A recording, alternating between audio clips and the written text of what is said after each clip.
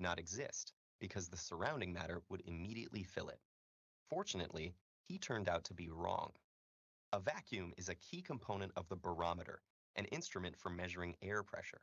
And because air pressure correlates to temperature, and rapid shifts in it can contribute to hurricanes, tornadoes, and other extreme weather events, a barometer is one of the most essential tools for weather forecasters and scientists alike.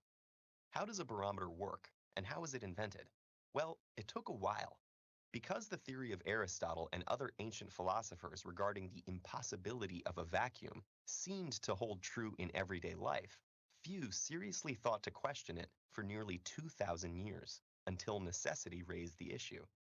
In the early 17th century, Italian miners faced a serious problem when they found that their pumps could not raise water more than 10.3 meters high. Some scientists of the time, including one Galileo Galilei, proposed that sucking air out of the pipe was what made water rise to replace the void, but that its force was limited and could lift no more than 10.3 meters of water. However, the idea of a vacuum existing at all was still considered controversial, and the excitement over Galileo's unorthodox theory led Gasparo Berti to conduct a simple but brilliant experiment to demonstrate that it was possible. A long tube was filled with water and placed standing in a shallow pool with both ends plugged. The bottom end of the tube was then opened and water poured out into the basin until the level of the water remaining in the tube was 10.3 meters. With a gap remaining at the top and no air having entered the tube, Berti had succeeded in directly creating a stable vacuum. But even though the possibility of a vacuum had been demonstrated, not everyone was satisfied with Galileo's idea that this empty void was exerting some mysterious yet finite force on the water. Evangelista Torricelli, Galileo's young pupil and friend, decided to look at the problem from a different angle. Instead of focusing on the empty space inside the tube, he asked himself what else could be influencing the water. Because the only thing in contact with the water was the air surrounding the pool, he believed the pressure from this air could be the only thing preventing the water level in the tube from dropping further. He realized that the experiment was not only a tool to create a vacuum, but operated as a balance between the atmospheric pressure on the water outside the tube and the pressure from the water column inside the tube. The water level in the tube decreases until the two pressures are equal, which just happens to be when the water is at 10.3 meters. This idea was not easily accepted, as Galileo and others had traditionally thought that atmospheric air has no weight and exerts no pressure. Torricelli decided to repeat Berti's experiment with mercury instead of water. Because mercury was denser, it fell farther than the water, and the mercury column stood only about 76 centimeters tall. Not only did this allow Torricelli to make the instrument much more compact, it supported his idea that weight was the deciding factor. A variation on the experiment used two tubes, with one having a large bubble at the top. If Galileo's interpretation had been correct, the bigger vacuum in the second tube should have exerted more suction and lifted the mercury higher, but the level in both tubes was the same. The ultimate support for Torricelli's theory came via Blaise Pascal, who had such a mercury tube taken up a mountain and showed that the mercury level dropped as the atmospheric pressure decreased with altitude. Mercury barometers based on Torricelli's original model remained one of the most common ways to measure atmospheric pressure until 2007, when restrictions on the use of mercury due to its toxicity led to them no longer being produced in Europe. Nevertheless, Torricelli's invention, born of the willingness to question long-accepted dogmas about vacuums and the weight of air, is an outstanding example of how thinking outside of the box, or the tube, can have a heavy impact.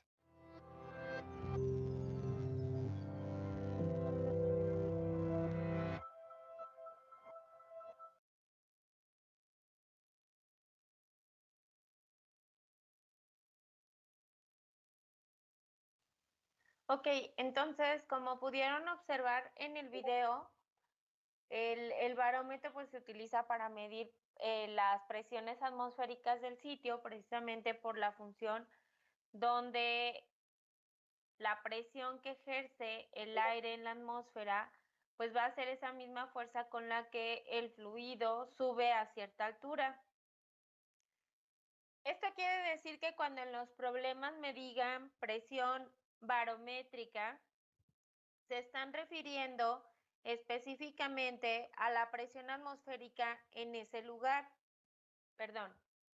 Es muy común que lo hagan de esa forma en los problemas, que me digan barométrica en lugar de atmosférica.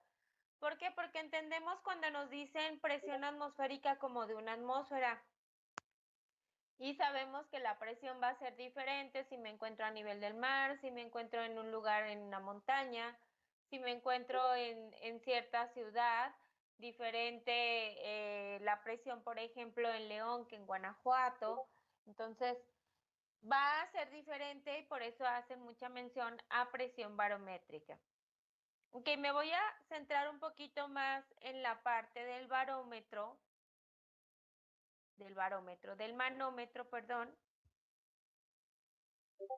porque ahí hay que entender ciertas cosas que ya, conceptos que ya vimos como presión de vacío y presión absoluta, pero para que nos quede un poquito más claro y no confundamos a la hora de realizar los problemas, ¿qué es lo que me están preguntando? Ya va, ¿eh? Se está actualizando. Aquí está. A ver, permítanme, ya quedó acá. Ok, entonces yo voy a tratar de dibujar un manómetro. Déjenme ver si hay como una figura parecida. Acá. En U. Bueno, es que no me salen muy bien las líneas curvas. No. No, voy a tratar de dibujarlo yo.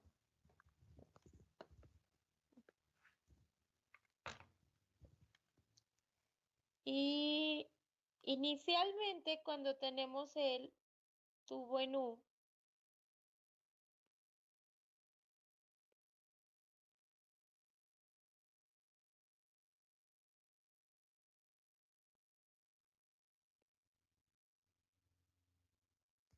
en ambos lados voy a tener abierto a la atmósfera y como ambos lados están abiertos a la atmósfera, se van a encontrar en el mismo nivel, ya que de ambos lados se estaría ejerciendo la misma fuerza y me mantendría en equilibrio el nivel de líquido que tenga dentro del manómetro.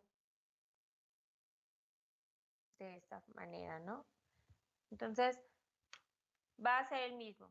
Pero si ese manómetro lo coloco en un tanque, por ejemplo, a nivel laboratorio hacemos esta práctica donde ustedes construyen el manómetro y le colocan un globo de uno de los lados y obviamente el globo ya inflado tiene cierta presión con el aire que contiene. Entonces, esa es una de las prácticas para observar que efectivamente se va a mover el fluido. Como pudieron observar en el video, pues no era lo mismo colocar agua en el barómetro que colocar mercurio, ¿no? Porque el agua pues ocupaba mucha más distancia para la presión ejercida que lo que ocupa una sustancia como el mercurio. Entonces también ahí viene la parte donde tengo que escoger la sustancia adecuada para no hacer un tubo en U enorme de metros, que hacerlo de centímetros y que observe una variación. Bueno, entonces pueden ocurrir dos situaciones.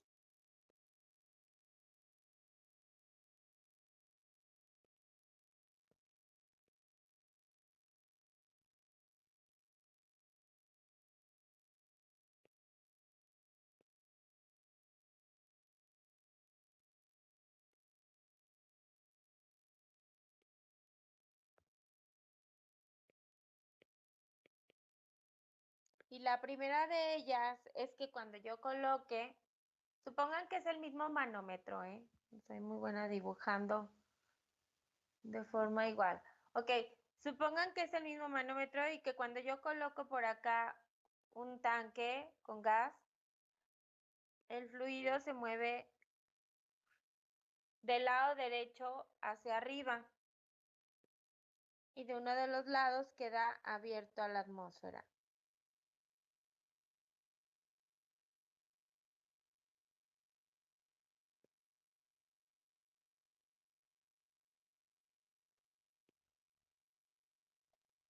Ahí está. Y la otra situación es que yo también puedo colocar el tanque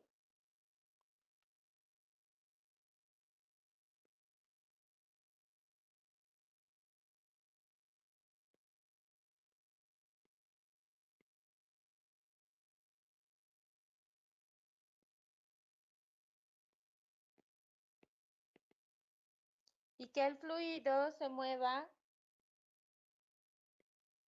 de esta forma hacia arriba, pero del lado izquierdo.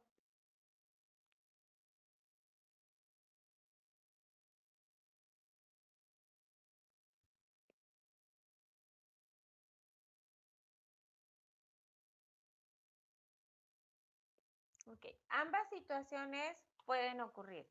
Entonces, inicialmente ambos a la misma presión porque está abierta la atmósfera, pero posteriormente pueden ocurrir cualquiera de las dos. Okay, a las dos les voy a poner la misma variable, es decir, aquí voy a ponerlo como punto 1, punto 2 y lo voy a dejar igual en posición 1 y 2. Ok, entonces si yo quiero calcular un delta P, que sería presión 2 menos presión 1, ese delta P me lo va a estar dando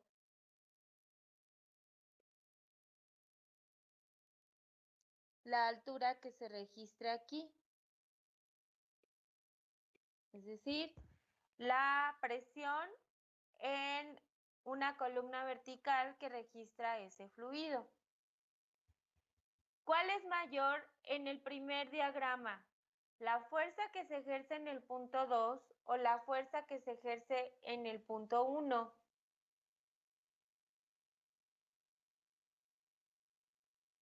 En el 2, ¿no? En el 2. En el 2.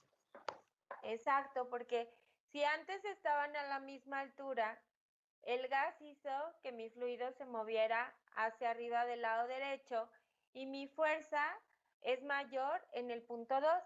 Quiere decir que si yo le pusiera números a la presión 2 y a la presión 1, ¿cómo me daría mi resultado? ¿Positivo o negativo? Mi delta P. Positivo. Positivo.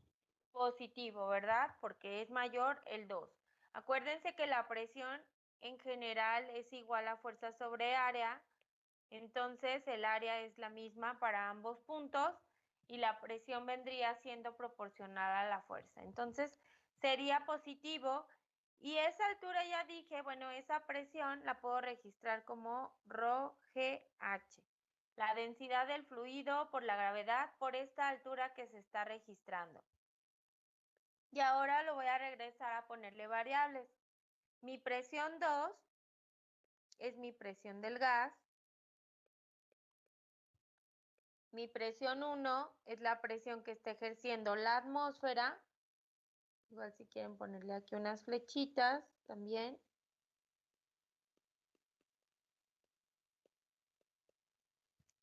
Mi presión 1 es la que ejerce la atmósfera, igual a ρGH.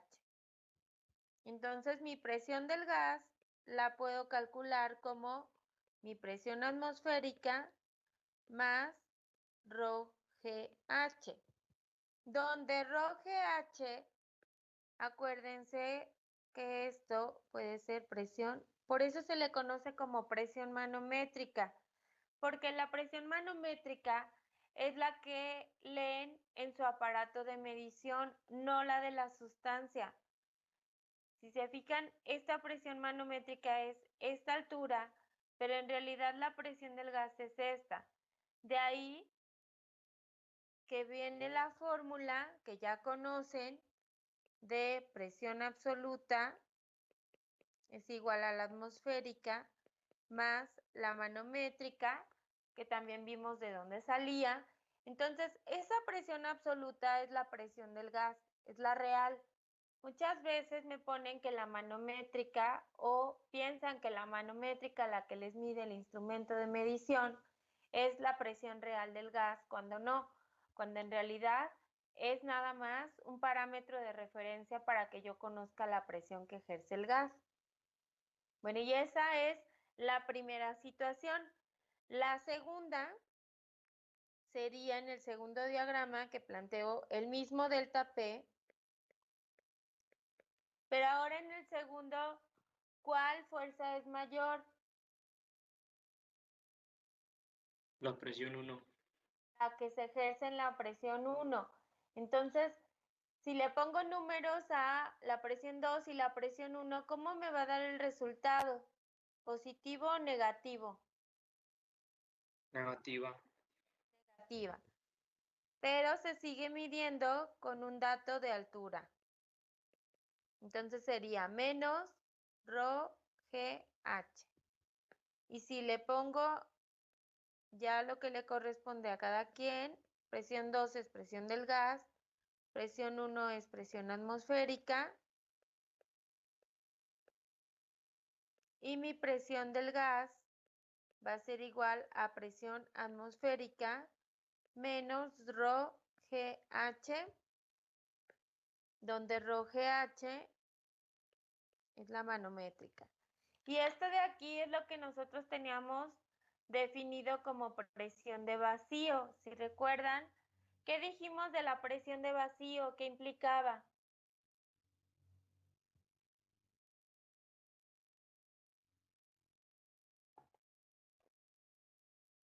Una variación de presión con la profundidad. No, Yair, no necesariamente. ¿A qué se referían con presión de vacío? Que está por debajo de la atmosférica. Ok, la que está por debajo de la atmosférica. Entonces, si observan, efectivamente la presión del gas en el segundo caso es menor a la presión atmosférica y por eso en lugar de sumar resto, que los libros me la presentan como, acá está, como presión de vacío igual a atmosférica menos la absoluta, porque este dato de presión de vacío, la manométrica me la proporciona en negativa. Entonces, si yo despejo de aquí, bueno, me la proporciona en negativa y ya yo sé que la tengo que poner, si utilizo esa fórmula, como positiva, pero si la utilizo acá en la de arriba como manométrica, al momento de despejar ya me queda la resta como me quedó acá. Entonces la fórmula sigue sin cambiar, aplicada a un manómetro, y normalmente es lo que se van a encontrar, por ejemplo, cuando estén trabajando en problemas en su clase de fluidos. Ok, ¿dudas hasta aquí?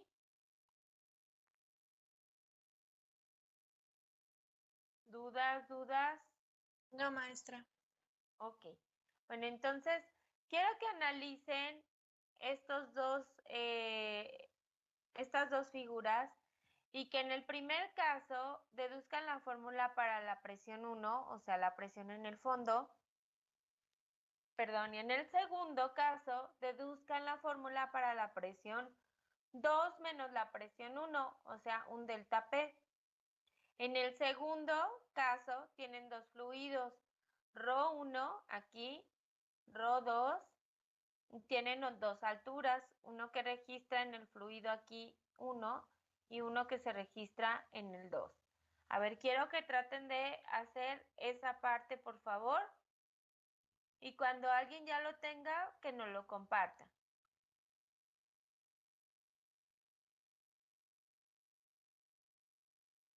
Entonces, repito, primer caso, igual lo voy a quitar de pantalla completa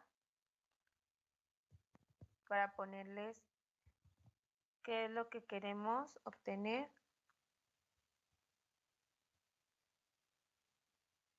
En este de aquí, ¿cómo queda la fórmula para P1?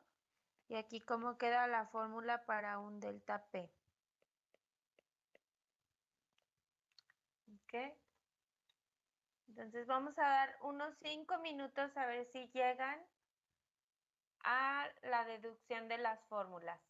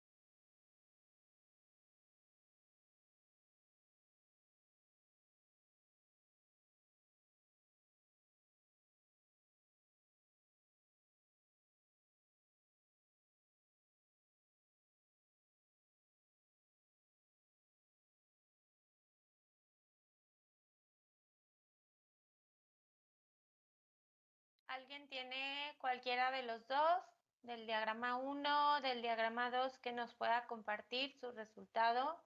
Creo que yo tengo el primero, maestra. Ok, Emanuel, ¿no lo puedes compartir por el chat, por favor? En foto, pues que nada más dice así como, pues como que yo me entiendo, pues. No sé si vayan a Bueno, entender los ¿o demás. cómo te quedó la fórmula? ¿Sí? ¿Sí Bueno, tienes eso? sí, si quieres se lo explico. A ver, ¿cómo te quedó la fórmula? Ok, ver, sabemos como, digamos que es un sistema abierto, pues se afecta la presión atmosférica, entonces ya se la sumamos de inicio y sabemos también que cada uno de los diferentes líquidos tiene diferentes densidades, ¿sí? Entonces, la fórmula nos quedaría que la presión 1 es igual a la presión atmosférica más la densidad del líquido 1 por la gravedad por su altura, más la densidad del fluido 2 por la gravedad por su altura, más la densidad del fluido 3 por la gravedad por la altura. Ok, gracias, Emanuel. Sí, efectivamente, así como lo dijo su compañero, ¿no? Aquí está la suma y de hecho se pudieron haber guiado por lo que habíamos puesto por acá, que la presión en el fondo del tanque era la presión superior, que se refiere a la atmósfera, más la presión del fluido, solo que aquí son 3 diferentes fluidos, entonces a cada uno hay que sacarle la presión que ejerce porque no tienen la misma densidad, ¿no? Entonces es efectivamente así como lo puso su compañero, la presión en el fondo. Okay. ¿Alguien tiene el de la figura 2? En la figura 2 yo les recomiendo dividir por secciones, ¿eh? Digo, hay muchos métodos, pero a mí me funciona. Por ejemplo, aquí poner el punto B, ahí donde está el punto A, y hacer por secciones entre la presión 2 y la presión en B, y luego la presión en B y la presión en A, que es exactamente el tubo, en U, y luego la presión en A y la presión 1, y después sustituir. Recuerden que entre 1 y A, aunque haya una forma diferente, acuérdense que ya vimos que la forma es independiente de la presión que se va a ejercer porque únicamente interesa la altura, ¿no? Desde un punto hasta otro. Entonces, a ver, vamos a dar unos minutos más a ver si logran tener una fórmula de un delta P para esa figura.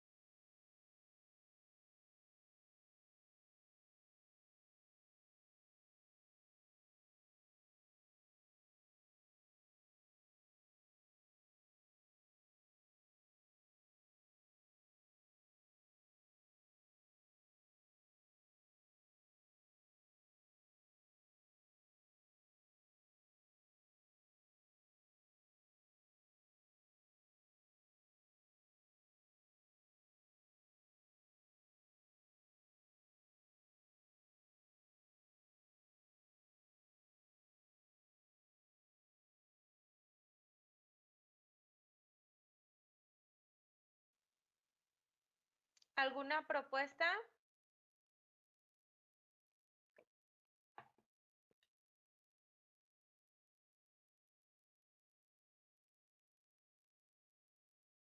¿Alguien tiene alguna propuesta? Muestra,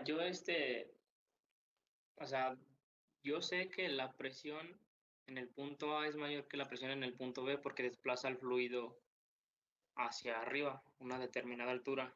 Ok, Pero entonces, mi problema es cómo lo compruebo. O sea, yo sé que la presión resultante va a ser negativa.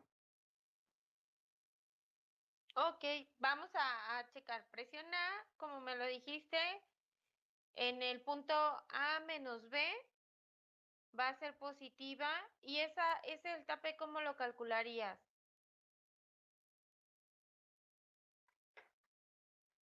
Eso es lo que, lo que todavía no deduzco. Pero o ¿Cómo sea, supongo calculas? que pues, sería por la diferencia de altura. Ok, entre A y B, ¿cuál es la altura que se registra según las variables H. de H? Entonces sería ρ de la sustancia 2, ¿cierto? Porque es la que está ahí. Ujú. G y H. Nos están preguntando de 2 y 1, no de esa. Pero eso mismo que tú acabas de visualizar con el manómetro se puede hacer con las otras, ¿no? Por ejemplo, la presión en B menos la presión 2 está registrada por esta altura A, ¿cierto? Ajá. Y ahí sería ρ1 G por A. Y la presión en A y en 1, que es la otra sección de acá, sería presión de A menos presión de 1 y sería positiva porque estoy restando A menos 1 y está registrada por la densidad 1, por la gravedad y la altura es A más H. Ahí. Entonces, quiero que observen que se hicieron 3 planteamientos dividiendo las secciones. La sección entre 1 y A, la sección entre A y B y la sección entre B y 2. Y si observan, de cada una pueden ir despejando, por ejemplo, son 3 ecuaciones, ¿no? Por ejemplo, de la primera pueden despejar la presión B y lo que les quede de fórmula sustituirlo en la segunda. Y les va a quedar por ahí presión de A. Pero en la tercera pueden despejar la presión de A y ya lo van a dejar todo en términos de presión 2 y presión 1. Si observan eso, son 3 ecuaciones y solamente es ir sustituyendo. ¿Alguna duda? Verifiquen, por favor.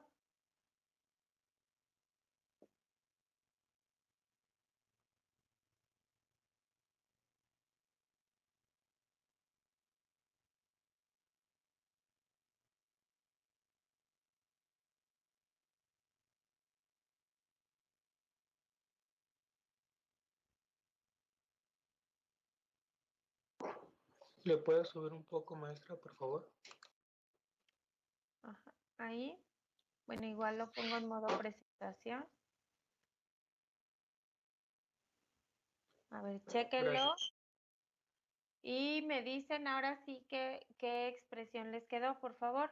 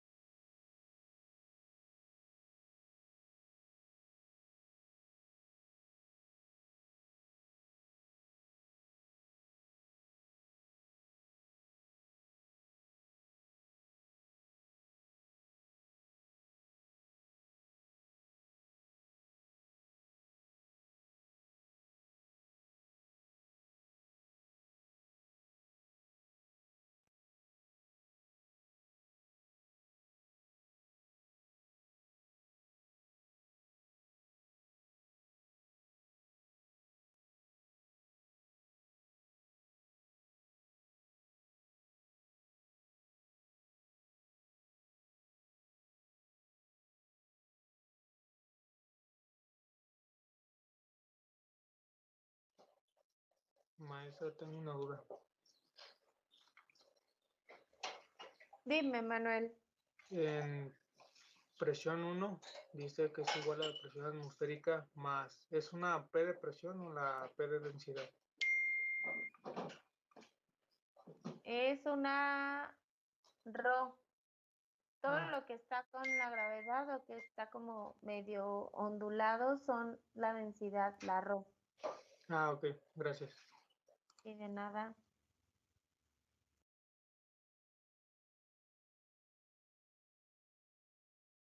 Maestra, en la de abajo no sería presión 1 menos presión de A. Mm, Como estás en el fondo, es presión de A menos presión 1, porque si tú lo pones al revés sería como negativo. Entonces hay que poner primero la de menor altura. Hay que poner la que está hasta abajo para que, es como si tú le sumaras como acá. Si tú deseas calcular la presión en A, sería la presión 1 más la que ejerce el fluido, ¿no?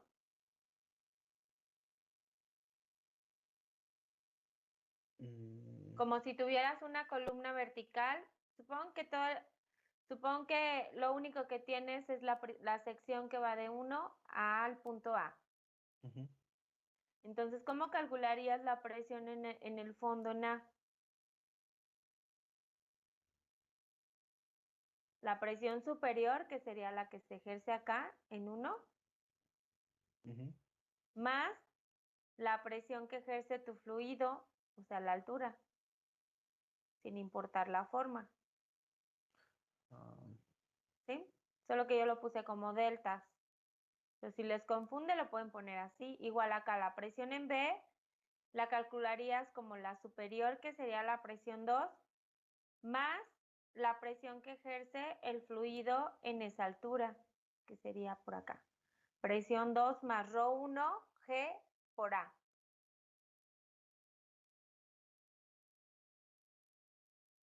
ok. Sí. Y bueno, y acá sí la puse en delta por ser la parte del manómetro en U. Pero sí, si los confunde, le pueden cambiar ahí. De hecho, igual le podemos cambiar, que es como se deduce la de del primer diagrama. Entonces vamos a cambiarle para que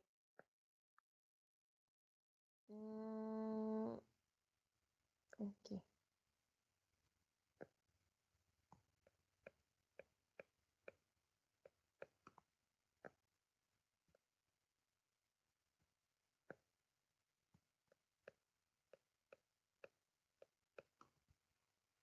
Que es la misma formulita, voy a hacer referencia aquí, de presión en el fondo igual a la presión superior más la presión manométrica o la presión del fluido más bien. Voy a ponerle fluido.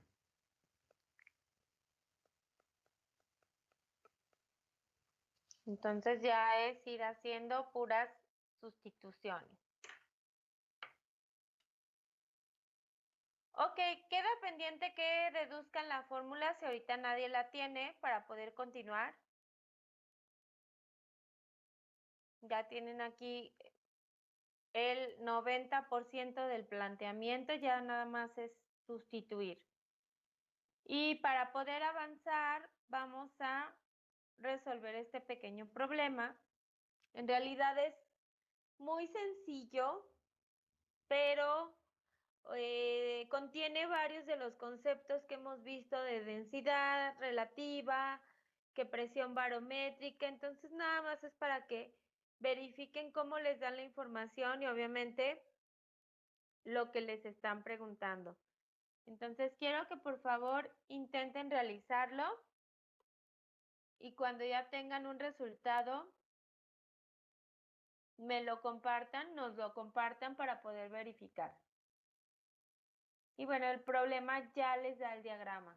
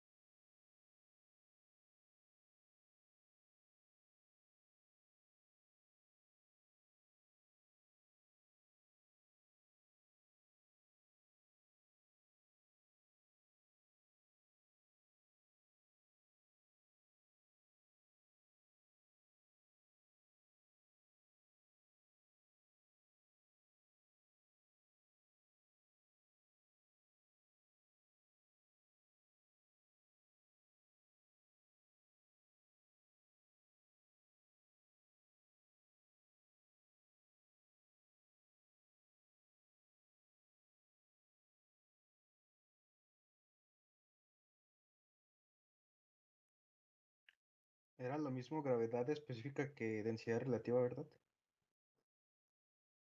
Efectivamente es la misma ecuación y ahí que les dicen gravedad específica, densidad relativa. Ok. Si se fijan, se los da adimensional, entonces ahí es donde tienen que aplicar el concepto.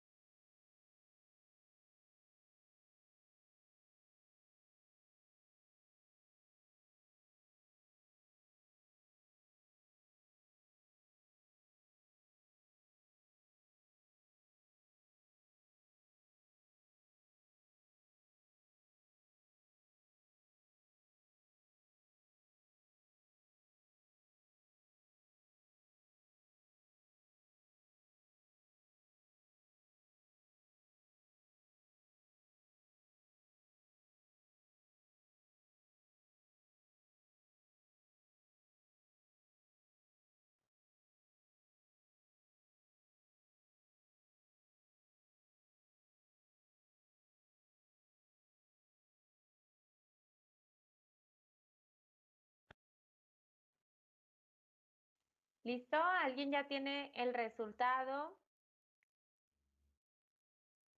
de la presión absoluta?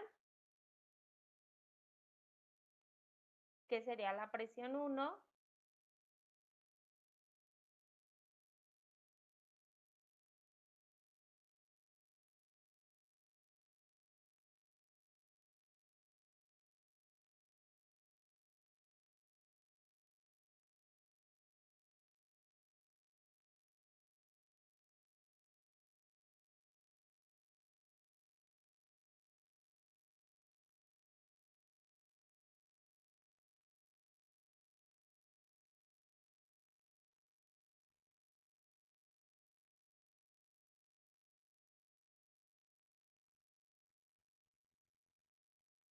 Vamos, alguien con el resultado. Es un problema muy sencillo, ¿eh? Nada más es de concepto.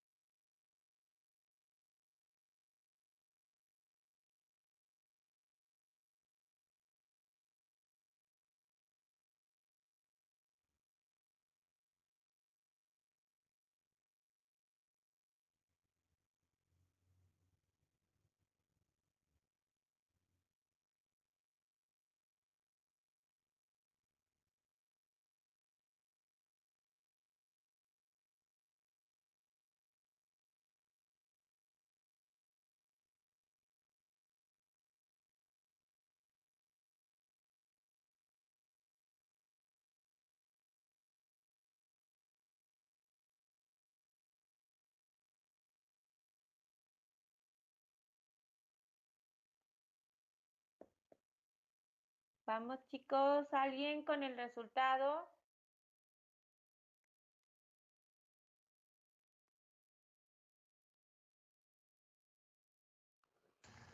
Momento Todavía no. no, maestra.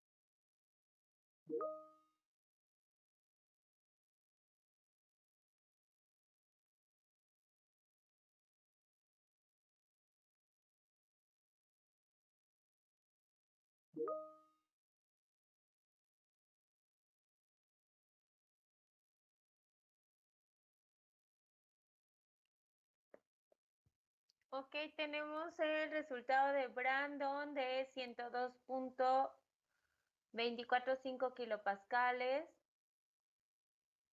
Mario tiene una duda con la densidad relativa.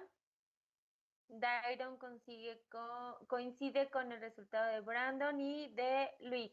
Ok, Mario, la densidad relativa, si te fijas en tus notas, acá, fue de lo primero que vimos por acá, aquí, es la relación de la densidad de la sustancia entre la de referencia. Si te fijas, el problema te está dando un número adimensional. ¿Qué tienes que hacer? Multiplicarlo por la del agua para obtener únicamente la densidad de la sustancia. Entonces ahí la multiplicación te daría 870 kilogramos por metro cúbico, porque la densidad relativa es de 0.87 y la del agua es de 1000. Entonces, al multiplicarlas son 870. ¿Qué otra cosa se tienen que fijar? Que la manométrica, el ROGH, así con las unidades del sistema inglés, kilogramo por metro cúbico, metro sobre segundo cuadrado, y la altura en metros, les van a dar pascales, y hay que pasarlo a kilopascales, porque se las pregunta en kilopascales y la barométrica, que es la atmosférica, ya se las dan en kilopascales. Entonces sería presión atmosférica más la manométrica. Por eso les decía que estaba muy sencillo y era más de concepto. Y sí, si mal no recuerdo, si dan los 102.245.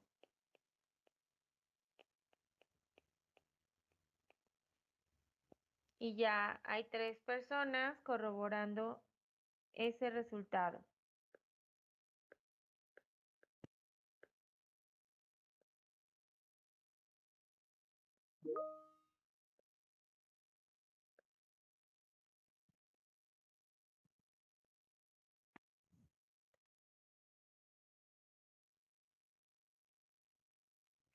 También por ahí Fernando. Entonces, no sé si ya quedó claro, Mario, cómo usar ese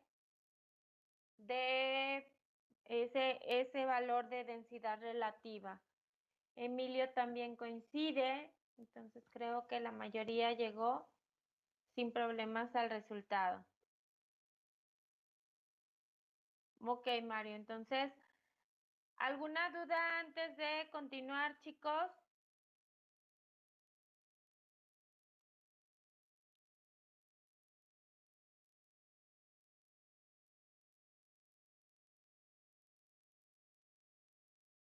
No. Ok, entonces vamos a continuar con esta parte. quedó pendiente que trajeran la fórmula del dispositivo anterior, de este de aquí, presión 2 menos presión 1.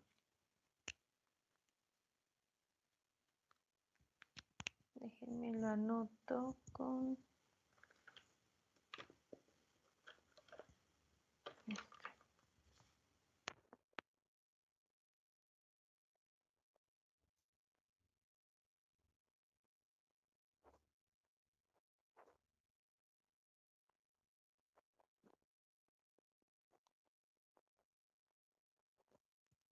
Ok, entonces vamos a empezar a recordar conceptos básicos. ¿Recuerdan cómo se definía la termodinámica?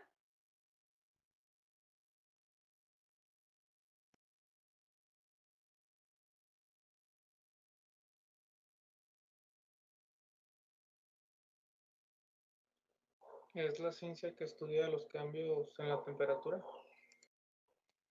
Ok, decir en la temperatura es como muy específico, pero sí es parte de... ¿Alguien más que recuerde?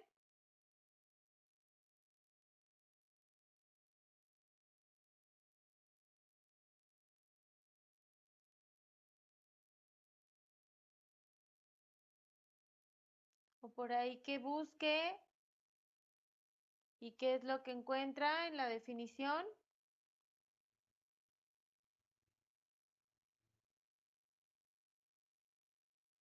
Es la rama de la física que estudia la relación entre el calor, la fuerza aplicada y la transferencia de energía. Ok, entonces ya tenemos por ahí este calor, la fuerza aplicada y la transferencia de energía. Ok, el trabajo y el calor son formas de energía. Entonces, si yo me voy al libro y busco la definición, me van a decir que es la ciencia de la energía y todo lo que tenga que ver con energía. Y la materia, bueno, también tiene que ver con energía. Algunos autores me dan como una definición completa donde me dicen que es la ciencia que estudia la energía y las propiedades de la materia. Pero bueno, otros dejan aparte lo que es materia, precisamente porque la materia es una forma de energía, ¿no? Pero sí, es todo lo que tenga que ver con la parte energética. Ya y si yo me voy a una definición más estricta de dónde surge esto, pues me voy a encontrar con esas raíces, la raíz terme y la raíz dinamis de la etimología, y cada una de ellas pues me va a dar pauta al hecho de por qué se empezó con este estudio.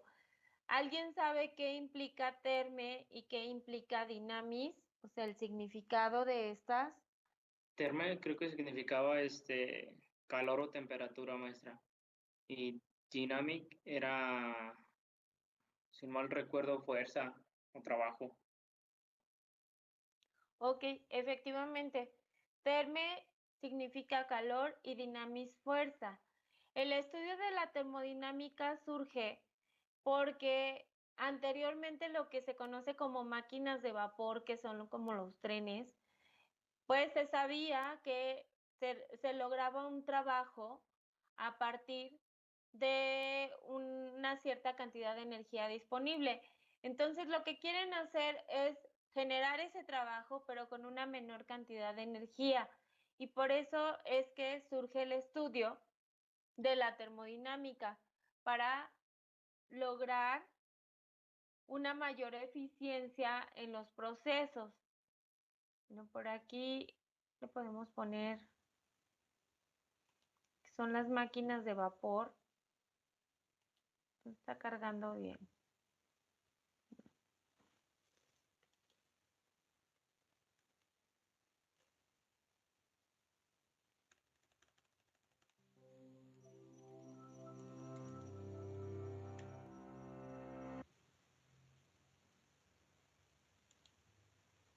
Bueno, ¿qué es? La máquina de que básicamente es eso, ¿no? O sea, yo dispongo de una cantidad de energía para lograr un trabajo y entonces de ahí, que esto es aplicado a las locomotoras, de ahí surge el estudio de lo que es la termodinámica.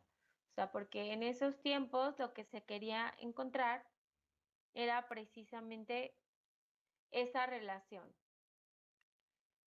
Bueno, dentro de lo que es la termodinámica tenemos diferentes aplicaciones y ustedes lo van a notar. En realidad este es un curso básico donde aprenden cómo se comporta la materia, hacer balances de energía en sistemas cerrados o sistemas abiertos. Y sí van a ver ciertas aplicaciones ahí, pero algunas otras como que no les van a hacer clic al principio de por qué están viendo eso. Pero en su curso de Termo 2 es ya más de aplicaciones, ya todos los ciclos que tienen que ver con la parte del automóvil e incluso con ciclos termodinámicos que tienen que ver en la industria, ¿no? Por ejemplo, para un curso de Termo 2 en el área de biotecnología, pues nosotros aplicamos la termodinámica más a las técnicas de separación, también con el comportamiento de la materia, pero son cosas muy diferentes su curso de Termo 2 que el curso de Termo 2 de Bio, aunque ambos ya llevaron previamente un curso de Termo 1 donde ven la parte básica, ¿no? Porque sin eso no se puede avanzar a la aplicación. Y bueno, son bastantes porque, pues, como su definición lo dice, ¿no? Es la ciencia de la energía, entonces todo lo que tenga que ver con energía es parte del estudio de la termodinámica. Incluso hay aplicaciones ya más en el área biológica y bueno, una aplicación muy sencilla es el ciclo de refrigeración de los que traen sus refrigeradores domésticos, ¿no? Entonces las aplicaciones de la termodinámica en realidad son bastantes, pero es un curso previo a ver cursos como más elaborados, ya después con transferencia de calor, pero si ustedes no han visto termo no van a entender esa parte, o probablemente propiedades térmicas de materiales y yo no sé ciertos conceptos, después me voy a perder en esos otros, o probablemente en cómo funciona la parte eléctrica de algo, que también es energía, pero previo a eso, pues también requerí ciertos conceptos, ¿no? Entonces, no podemos decir, se enfoca exclusivamente a ver esta área de aplicación, porque las áreas de aplicación son muy diversas y depende de hacia dónde quiero darle el enfoque, ¿no? En la termodinámica vamos a tener 3 leyes, bueno, 3 y una 0, o sea, en total 4. En este curso vamos a ver solo la primera ley. En el curso que sigue van a ver segunda y tercera ley y la ley 0 la vamos a aplicar por ahí a unos problemas, aunque no sea propiamente como el hecho de ver esa ley en exclusivo, sino que acuérdense que se llama ley 0 porque surge después de que ya habían mencionado las otras 3 y establecido, pero no pueden llevarse a cabo ninguna de las 3 leyes sin llevarse la ley del equilibrio térmico, que es la 0. La primera ley de la termodinámica, ¿cuál es? ¿Recuerdan cuál es la primera ley?